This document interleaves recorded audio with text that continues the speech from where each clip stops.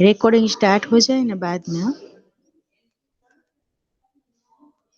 बिस्मिल्लाहिर्रहमानिर्रहीम अल्हम्दुलिल्लाहि रब्बिल आलमीन अर्रहमानिर्रहीम मालिकि यौमिद्दीन इय्याका नअबुदु व इय्याका नस्तईन इहदिनस सिरातल मुस्तकीम सिरातल लज़ीना अनअमता अलैहिम गैरिल मग़दूबि अलैहिम वलद्दाल्लीन। Okay, good morning all of you बेटा। Hello boys, good morning. Good morning ma'am. Good morning बेटा। हमने लास्ट लेक्चर में लेसन नंबर 4 जो था उसका सार भी हमने समझ लिया था और उसे रीड भी कर लिया था, है ना। तो ચાલો હવે કોણ કહેશે કે લેસન નું નામ શું હતું? हेलो, लेसन नंबर 4 का नाम क्या था? किसे याद है? चलो बताओ। Hello boys.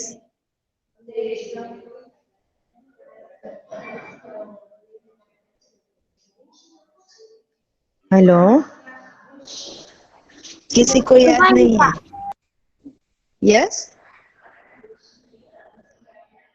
क्या बेटा?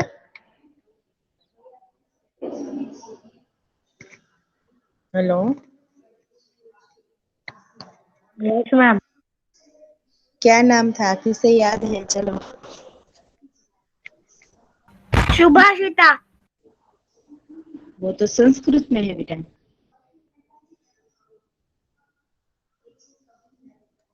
देश के नाम संदेश, है ना। हेलो मैम क्या है? देश के नाम संदेश, जिसमें अब्दुल कलाम ने पूरे देशवासियों को संबोधन किया था कि अपने देश में हमें कैसे रहना चाहिए, है ना। मैम दूसरे अपने देश में देश तो को कायम रखना चाहिए। यस, हम दूसरे देश में तो बहुत अच्छे नागरिक बनकर रहते हैं, वहाँ के रूल्स भी फॉलो करते हैं, लेकिन अपने देश में आते ही सब रूल्स भूल जाते हैं। होता है ना ऐसा। तो यहाँ पर एक किरण नाम का लड़का जो है वो अपने मित्र हर्ष को पत्र लिखता है और पत्र में उसे जो डॉक्टर अब्दुल कलाम ने हमें संदेश भेजा था उस संदेश को पत्र में भेजता है। तो यहाँ पर हमें पत्र के साथ साथ डॉक्टर अब्दुल कलाम के संदेश को भी इस लेसन में पढ़ना है। तो पत्र के माध्यम से हम दूर बसे संबंधियों, परिवारजनों, मित्रों को अपनी बात आसानी से पहुंचा सकते हैं ना। तो एवं सरकारी दफ्तरों में शिकायतें और आवेदन पत्र भी पहुंचाने में पत्र का उपयोग करते हैं। तो आजकल दूरभाष, मोबाइल, तार, ईमेल आदि से भी यह कार्य किया जाता है। फिर भी पत्र का अपना विशेष महत्व है। हमारे पूर्व राष्ट्रपति एवं मिसाइल मैन डॉक्टर अबुल फकीर जैनुलाब्दीन अब्दुल कलाम ने नई दिल्ली से 19 मई 2005 के दिन क्या आपके पास देश के लिए 10 मिनट है नाम से देश को नागरिकों को ईमेल किया था। इसमें देशवासियों के मन में देशाभिमान की भावना उत्पन्न हो ऐसी भी सीख दी है। तो यहाँ पर जो मनोज है वो अपने मित्र हर्ष को पत्र लिख रहा है। तो उसका पता है मातृछाया ऊंची शेरी, गांव मेजपुरा, तहसील भाबर, जिला बनासकांठा और दिनांक 24/12/2011। बाद में वह अपने मित्र हर्ष को संबोधन करता है और कहता है कि नमस्ते, मैं यहाँ सकुशल हूँ, यानी कि मैं यहाँ पर अच्छा हूँ। आशा करता हूँ कि वहाँ तुम्हारे घर पर भी तुम सब सकुशल होंगे, यानी कि ठीक होंगे। तुम्हारा खत मिला, पढ़कर बहुत खुशी हुई। मैंने डॉक्टर अब्दुल कलाम का देशवासियों के नाम भेजा गया एक ईमेल पढ़ा है, तो वही मैं तुम्हें प्रेषित कर रहा हूँ, यानी कि मैं तुम्हें भेज रहा हूँ। डॉक्टर कलाम अपने संदेश की शुरुआत में ही पूछते हैं, क्या आपके पास अपने देश के लिए 10 मिनट का समय है? यदि हाँ, तो इसे पढ़िए, वरना आपकी मर्जी। इसके बाद वह देश के लोगों को सोच बताते हुए कहते हैं कि आप कहते हैं कि हमारी सरकार निकम्मी पड़ गई, हमारे कानून पुराने पड़ गए, नगर पालिका ठीक से कचरा नहीं उठाती, फोन काम नहीं करता, रेलवे एक मजाक बनकर रह गई है, एयरलाइन तो दुनिया में सबसे खराब हमारी एयरलाइन है, चिट्ठी अपनी मंजिल तक नहीं पहुंचती। तो ये सब हम अपने देश की सरकार पर ये सब आरोप थोपते ही जाते हैं। तो ये सब हम कहते ही रहते हैं। तो आपने इस बारे में क्या किया? हमारी सरकार चलो कुछ काम नहीं करती, लेकिन हमने अपने देश के लिए क्या किया? फिर से राष्ट्रपति ने कहा, मान लीजिए एक व्यक्ति यदि सिंगापुर जा रही है, तो सोच लीजिए कि आप वही व्यक्ति है। उसे अपनी शक्ल और अपना नाम दे दीजिए कि समझ लीजिए कि आप वही व्यक्ति है जो सिंगापुर जा रही है। आप दुनिया का सर्वश्रेष्ठ हवाई अड्डे पर उतरते हैं, जैसे कि सिंगापुर में। और सिंगापुर में आप कहीं भी सिगरेट पीकर सड़कों पर टुकड़ा नहीं फेंक सकते, और ना ही स्टोर में खाते हैं। आपको उनके भूमिगत संपर्कों पर रश्क महसूस होता है, यानी कि वहाँ की क्लीनिनेस देखकर और वहाँ के रूल्स देखकर हमें अच्छा लगता है। आप शाम 5 बजे से 8 बजे तक बीच आर्चर रोड पर कार चलाने का टोल टैक्स तकरीबन 60 रुपये भुगतान करते हैं। वहां पर यदि हमें आर्चर रोड पर कार चलानी है 5 से 8 बजे तक, तो हमें टोल टैक्स देना पड़ता है। अगर पार्किंग में आपने निर्धारित समय से ज्यादा गाड़ी खड़ी की तो टिकट पंच कराते हैं। लेकिन आप सिंगापुर में कुछ नहीं कहते हैं। सिंगापुर में हम क्या क्या करते हैं? तो सिगरेट का टुकड़ा भी इधर उधर कहीं ना फेंकते नहीं है, स्टोर में खाना भी नहीं खाते हैं, और वहां पर आर्चर रोड पर हमें गाड़ी चलाने का टोल टैक्स भी देते हैं। और हम यदि पार्किंग में अपने निर्धारित समय से ज्यादा यदि गाड़ी खड़ी रखे तो हमें वहां पर भुगतान करना पड़ता है, टिकट करानी पड़ती है। अ, लेकिन हम वहां पर कोई आर्ग्यू नहीं करते, किसी भी अधिकारी के सामने हम कुछ भी नहीं बोलते। दुबई में आप रमजान के दिनों में सार्वजनिक रूप से कुछ भी खाने का साहस नहीं कर सकते, और जिहाद में बिना सर ढके बाहर नहीं निकलते। तो वॉशिंगटन में आप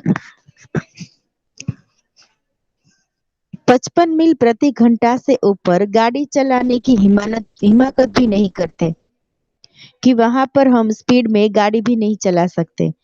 पलटकर सिपाही से यह भी नहीं कहते कि जानता है कि मैं कौन हूँ, मैं फला हूँ और फला मेरा बाप है। यदि यहाँ पर तो हमें किसी पुलिस वाले ने पकड़ा हो या कोई अधिकारी ने हमें कोई अ, अपने रूल्स के विरुद्ध काम करते हुए देखा हो और पकड़ा हो, तो हम तुरंत ही उससे कहने लगते हैं कि मैं कौन हूँ, आप मुझे जानते हैं, मैं फला हूँ, वो मेरे वो मेरे रिश्तेदार है, मैं उनसे आपकी बात करवा देता हूँ, ये वो करने लगते हैं। सभी अधिकारी के सामने हम आर्ग्यू करने लगते हैं। लेकिन दूसरे देशों में ये सब संभव नहीं है। ऑस्ट्रेलिया और न्यूजीलैंड में समुद्र तटों पर आप खाली नारियल हवा में उछाल नहीं सकते। टोक्यो में आप सड़कों पर पान की पी क्यों नहीं थूकते? बोस्टन में आप जाली योग्यता प्रमाण पत्र क्यों नहीं खरीदते? डॉक्टर कलाम बीच में याद दिलाते हैं कि मैं आप ही के बारे में बात कर रहा हूँ, सिर्फ आपके। डॉक्टर कलाम कहते हैं, आप दूसरे देशों की व्यवस्था का आदर और पालन कर सकते हैं, लेकिन अपनी व्यवस्था का नहीं। भारतीय धरती पर कदम रखते ही आप सिगरेट का टुकड़ा इधर उधर फेंक देते हैं, कागज के पुर्जे उछालते हैं। यदि आप पराये देश में प्रशंसनीय यानी कि अच्छे नागरिक बनकर रह सकते हो, तो आप भारत में ऐसा क्यों नहीं करते? डॉक्टर कलाम ने मुंबई के पूर्व महानगरपालिका आयुक्त तिनायकर के हवाले से कहा, अमीर लोग जो है वो अपने कुत्तों को सड़कों पर घुमाने निकलते हैं और जहां तहां गंदगी बिखेर कर चले जाते हैं, और फिर वही लोग सड़कों पर गंदगी के लिए प्रशासन पर दोष डालते हैं कि हमारे प्रशासन जो है वो ठीक से काम नहीं करती है।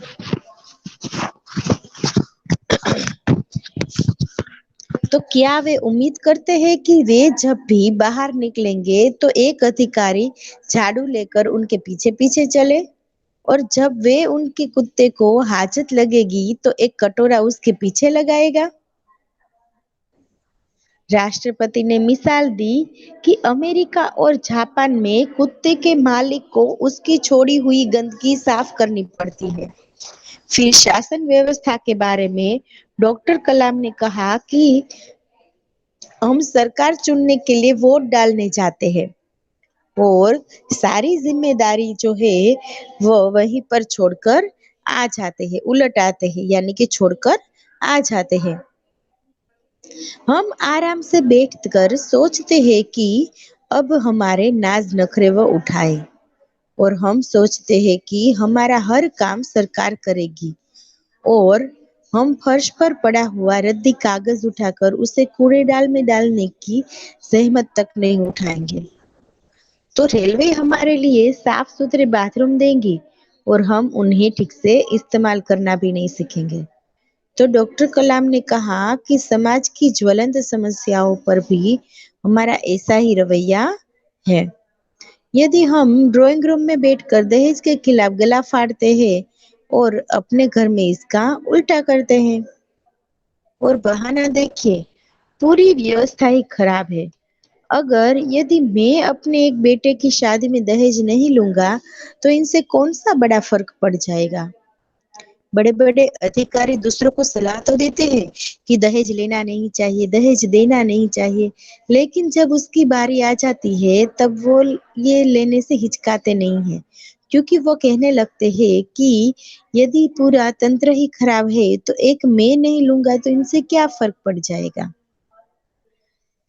राष्ट्रपति ने इस संदेश में पूछा कि इस व्यवस्था को बदलेगा कौन? यह व्यवस्था है किसकी?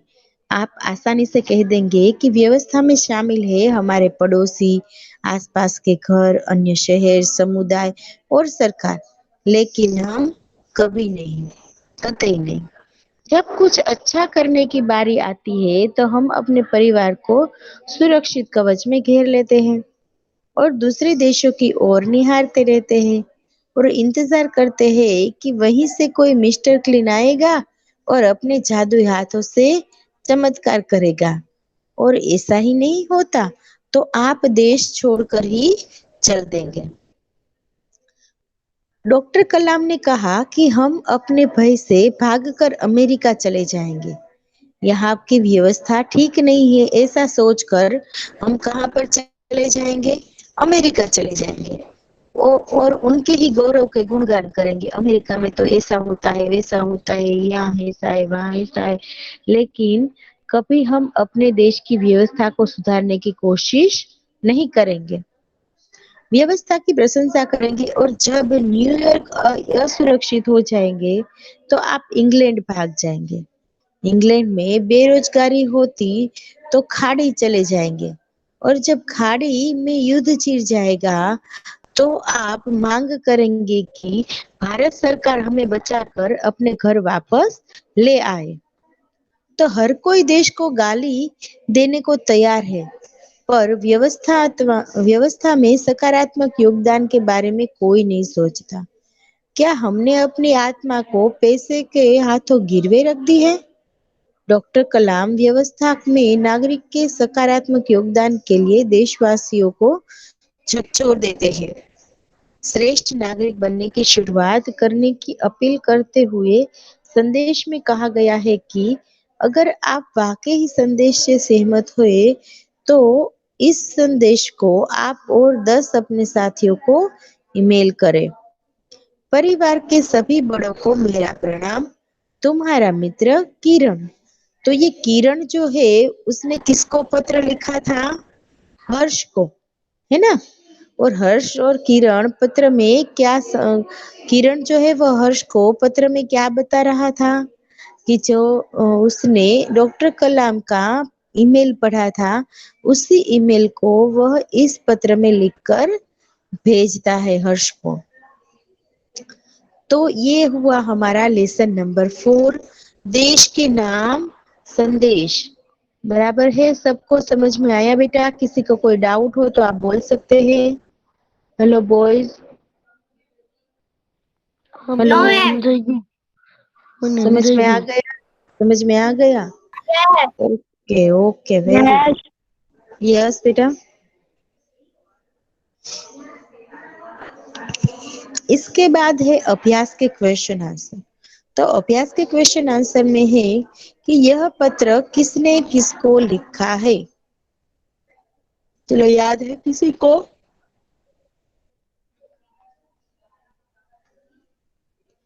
ये पत्र किसने किसको लिखा है?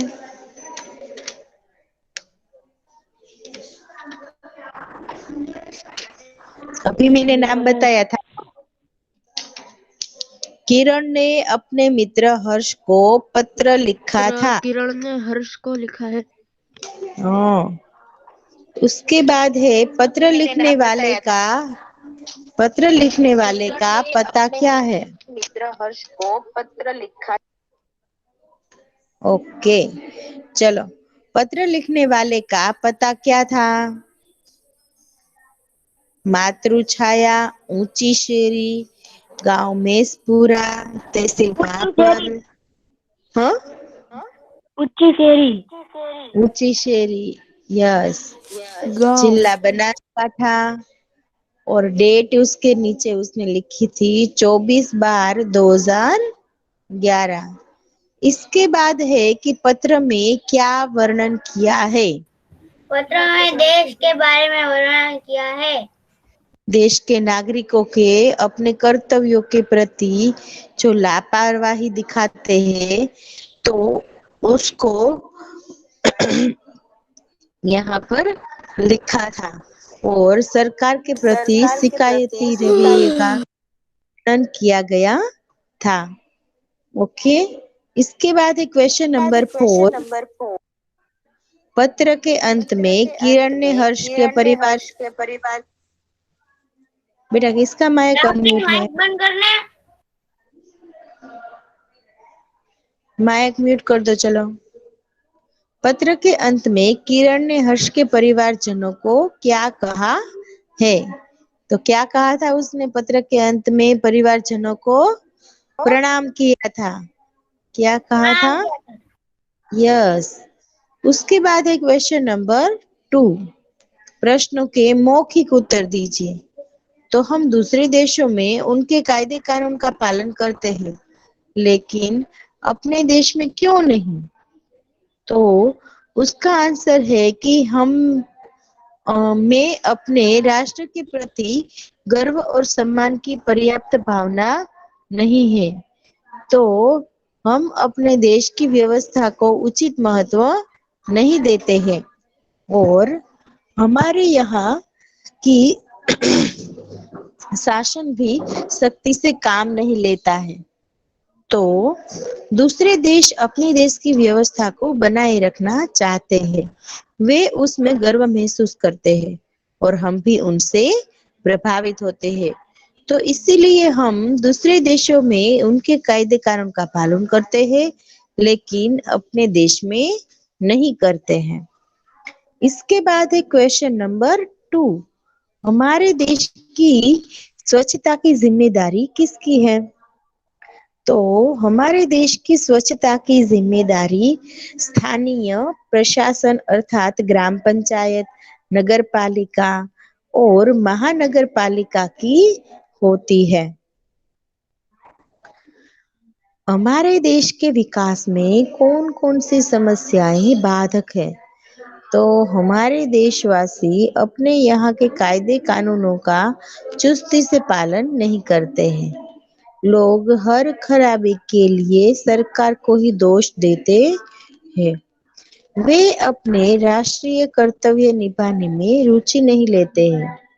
अधिकारी लोग भ्रष्टाचार करने में नहीं हिचकिचाते। वे सारी समस्याएं हमारे देश के विकास में बाधक है।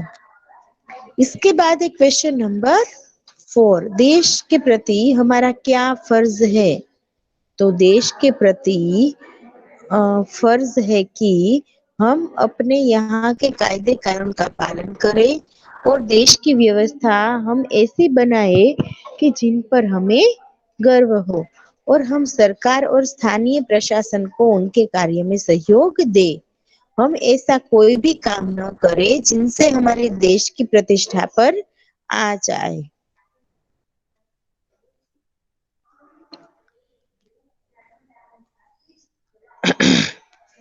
ओके चलो, N Mohammad yes ma'am. Present है? हाँ चलो, इसे रीड करो।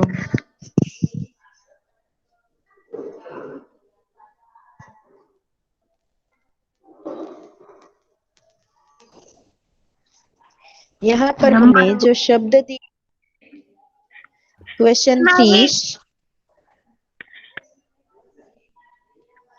एन मोहम्मद क्वेश्चन 3 से शुरू करना बेटा। Okay ma'am. हेडिंग तो रीड करना पड़ेगा ना। हाँ मैम। शब्दों को उचित क्रम में रखकर अर्थपूर्ण वाक्य बनाइए। नंबर 1, मैं सफाई खुदाई हूँ है। उत्तर, सफाई में खुदाई है। नंबर 2, मेरा महान भारत। उत्तर, मेरा भारत महान। नंबर 3, लेना और दहेज दहेज पाप देना है। उत्तर, दहेज लेना और देना पाप है। नंबर 4, आदर्श भारत को आओ बनाए मिलकर राष्ट्र। उत्तर, आओ मिलकर भारत को आदर्श राष्ट्र बनाए।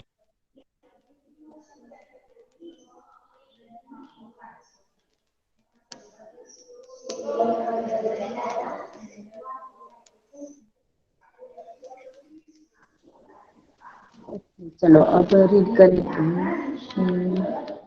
Ali Mehndi, Velani Ali Mehndi. Hello, yes ma'am. Present है अली मेहंदी? हाँ यस मैम, प्रेजेंट।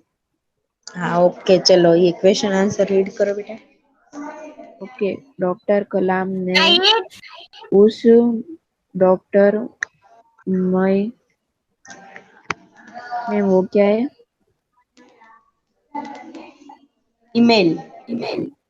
उमेन से हम क्या सीख दी है? आंसर, डॉक्टर कलाम कहते हैं कि हम सरकार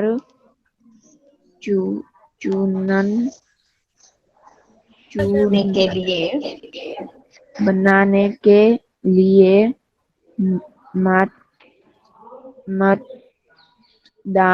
मतदान करके निश्चित न हो जाए। निश्चित न हो जाइए। हम उसने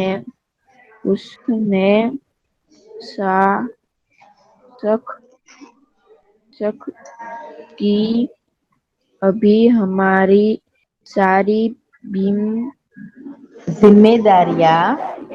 जिम्मेदारियां या चुनी हुई सरकार उठाएगी। सरकार उठाएगी। हमारे सारे काम सरकार करेगी। हम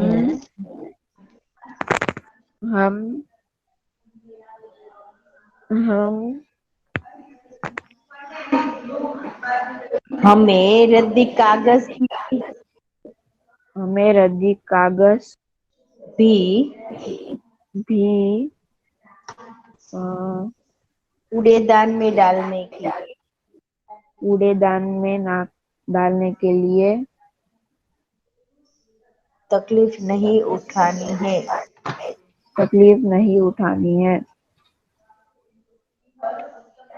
अली मेहंदी, आपको रीडिंग की बहुत ज्यादा जरूरत है। ओके।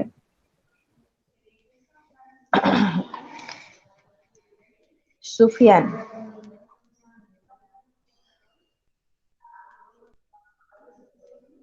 सुफियान प्रेजेंट है बेटा आप?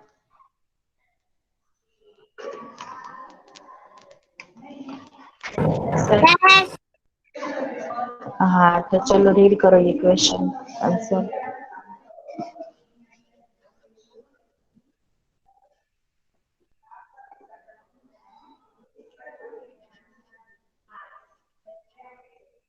हेलो सुफियान।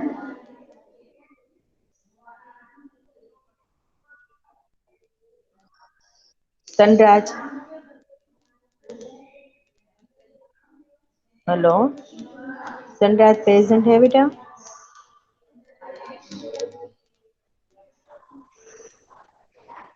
शबर।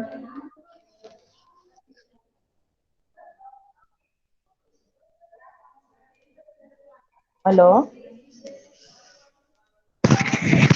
Yes, ma'am. कौन बोल रहा था बेटा अभी? किसने जवाब दिया? मैम मैंने एन मोहम्मद। ओके, तो ये क्वेश्चन आंसर रीड करो बेटा।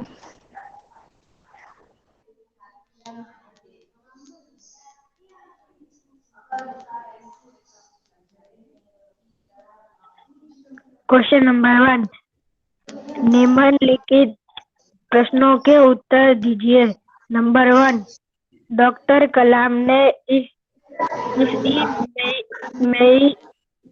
मेल से हमें क्या सीख दी है? डॉक्टर कलाम कहते हैं कि हम सरकार चुनने के लिए मत मत मतदान करके निश्चिंत न हो निश्चिंत जाए हो जाए। निश्चिंत न हो जाए।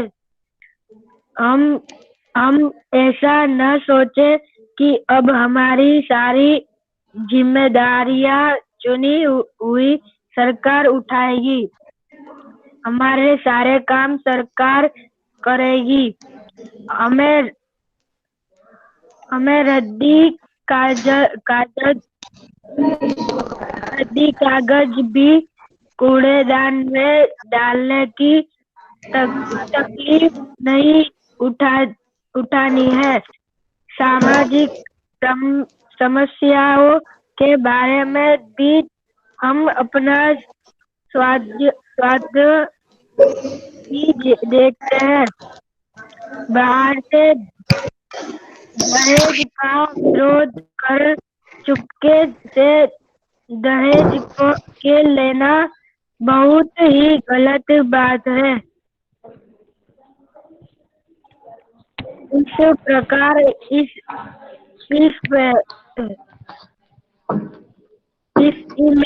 ईमेल से डॉक्टर कलाम ने हमें एक सच्चे नागरिक के रूप में अपनी जिम्मेदारियां निभाने की सीख दी है।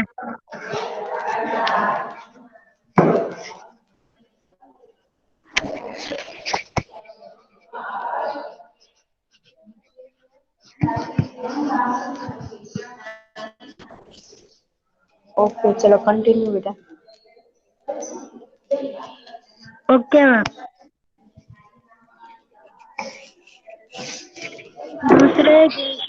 नंबर 2, दूसरे देशों में और हमारे देश में हम जो व्यवहार करते हैं उसमें क्या अंतर है?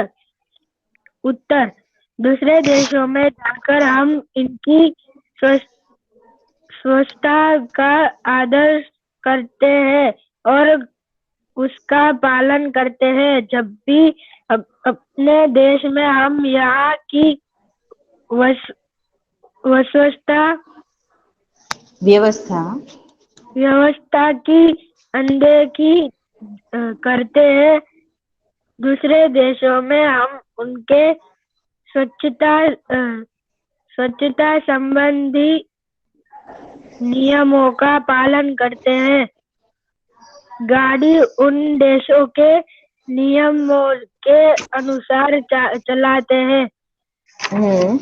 उन देशों में बेईमानी करने की हिम्मत नहीं करते, परंतु अपने देश में हम न स्वच्छता का ध्यान रखते हैं, न गाड़ी की गति का और न ईमानदारी का।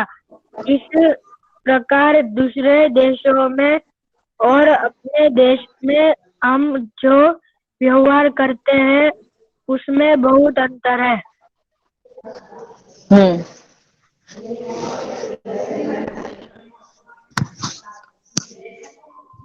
रीड करूं?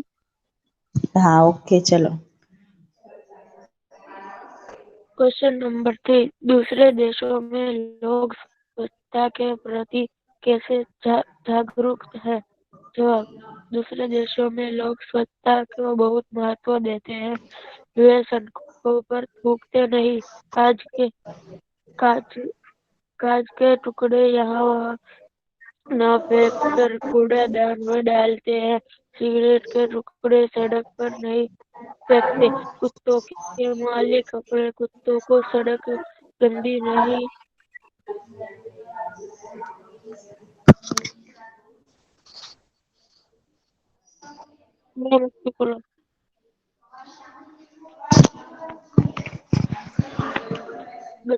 करने देते। समुद्र तटों पर लोग खाली नारियल इधर उधर नहीं डालते। वे अपने रेलवे स्टेशन को साफ सुथरा रखते हैं। इस प्रकार दूसरे देशों में लोग स्वच्छता के प्रति बहुत जागरूक है।